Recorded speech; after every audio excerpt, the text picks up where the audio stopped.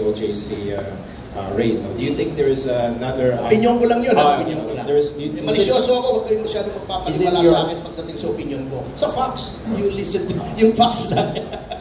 Is it your opinion that there is another angle from this reason why they're doing this raid on the compound? Kasi in 2013 po, the US revealed that they wanted to use yung malumang Davao Airport as a military drone base of operations at makatabi lang yung compound, yung kingdom. Yes, oo. Do you believe, is it your opinion that ang nangyayari sa KOJC ngayon is so that gusto nila yung US hawakan yung property para i-clear the way for the base of operations?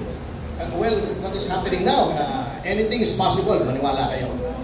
We live in very alarming times na parang hindi na po nasusunod ang batas. Can you imagine, ipagmamayabang pa ng Secretary of the Interior, walang gasto sa aeroplanong yan, hiniram ko yan.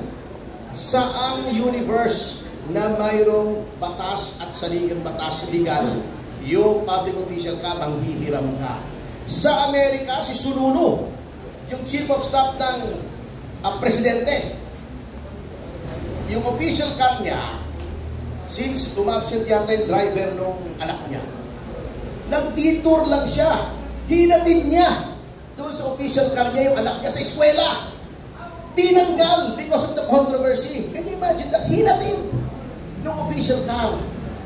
Hindi naman kalayuan sa White House. Hinatid lang.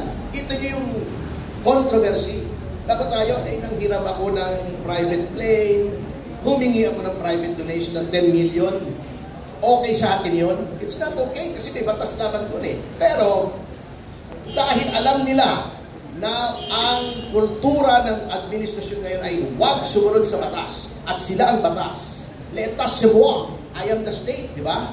Eh, baliwala sa kanilang pagmayabang yun. Hindi ba tayo nasusuka? I mean, really,